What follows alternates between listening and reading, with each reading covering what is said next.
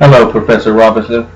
My name is Roderick Brown, and today I will be interviewing a lady by the name of Tara Smith, who currently lives in a homeless shelter and is in desperate need of help. Come in. Hi, how are Hi, you? how are you? Wonderful. How about yourself? Tired. Tired? Yeah. Well, how can I help you? I've come today because I'm in need of assistance. Okay. Currently, I'm living in a homeless shelter. Oh, sorry to hear that. Yeah, and it's draining on me. I'm getting tired, and enough is enough. I'm in need of services. I understand. So, although this is a very unfortunate thing, I do sympathize with you. Thank you. I know of a few others who've been in your situation as well, and who we were able to help out, and who are currently doing really well now. Wonderful, wonderful. But aside from that, can you tell me how long you've been residing at this homeless shelter? Oh, I've been there for about a year now. Me and my son live there. Okay. How old is your son? My son is 3. Oh, okay. He's still little. He stays with me there off and on, but right now he's at my mother's house. My mother is agreeing to watch him for me. Wonderful. Okay. All right. So let me ask you one more thing. What brought you to the shelter originally? Like I said, I've been there about a year, a little over a year and a half ago. I was with my ex-boyfriend and things started going sour. We got evicted out of our apartment. And with my time there with him, my credit was bad. Things just started to go downhill. So once we got evicted, I didn't have much contact with him. He went his way, I went my way. It was hard for me to find a place on my own. Also, I don't have a car, no job. Also, struggling. I understand. Let me ask you one more. What brought you to the choice of going into a shelter?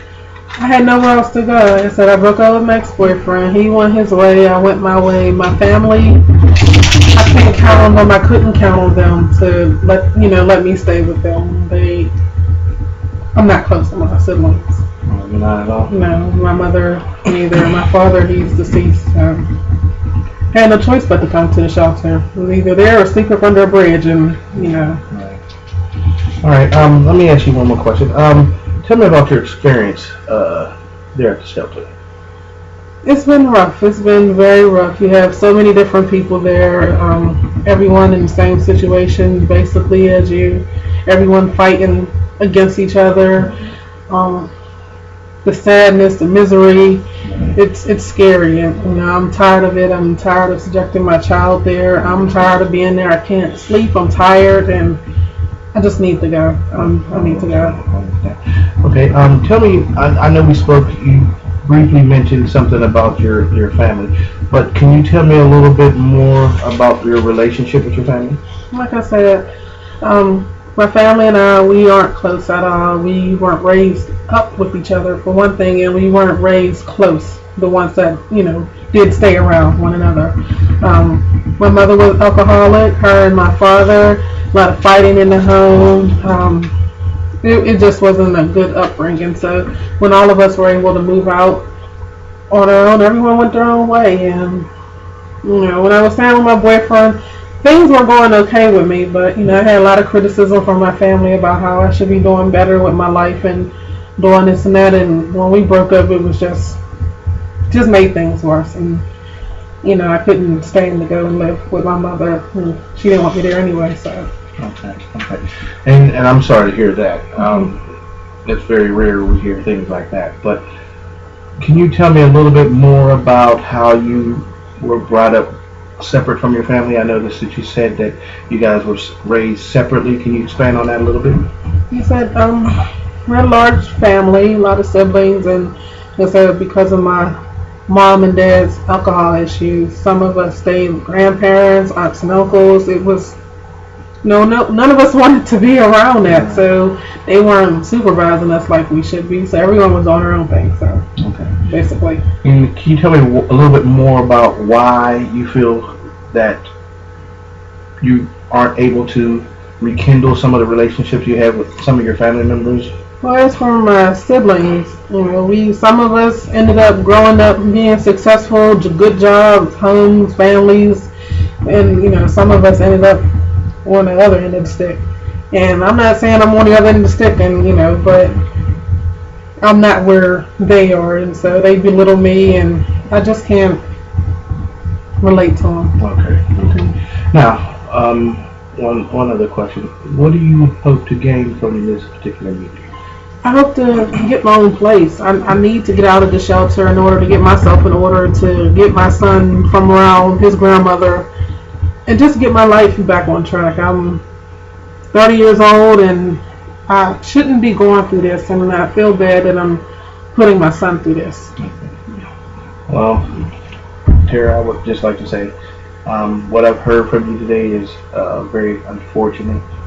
However, I do believe there is a glimpse of hope. Good, thank you. I do believe that we are able to help you today. Do you have any additional questions for me?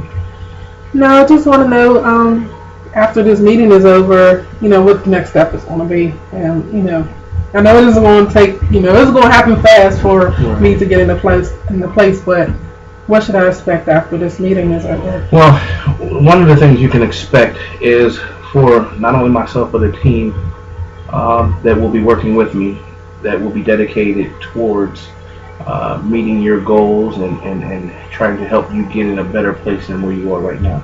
Okay. You can expect to hear back from us at least within the week. Okay, good. So that we can go further on into trying to establish some other housing arrangements for you and then your son, and trying to get you and your son to be in a better place. Good. All right. Sounds good. I actually can't wait. I'm actually excited because I'm just ready. Thank you for everything.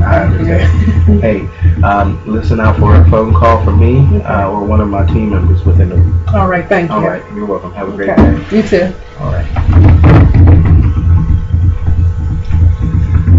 Well, Professor Robinson, that was me having an interview with a young lady by the name of Tara Smith. Although as I've said before, her situation is unfortunate, I do believe that during that interview, I tried to be very compassionate. One of the things in dealing with people who are in difficult situations, you want to have some compassion.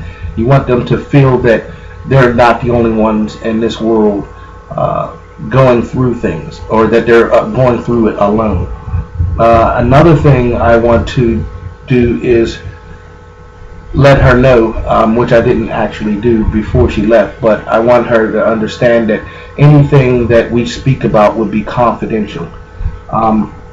I also tried to have a warm and inviting environment in which she could feel relaxed, so that she feels comfortable in telling me her story.